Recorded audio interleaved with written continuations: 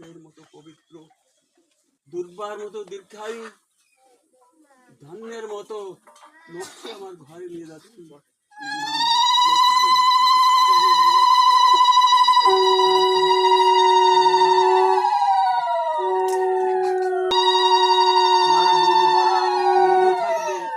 মুখে মিষ্টি থাকবে, এইটাই আমাদের আশা, এইটাই আমাদের কামনা।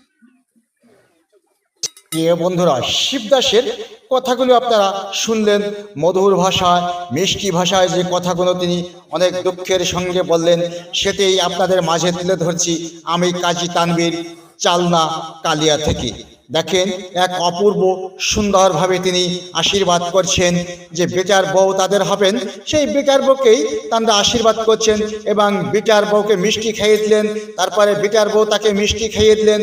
সেটাই আপনাদের মাঝে তুলে ধরছি আমি কাজী তানভীর, চালনা কালিয়া থেকে।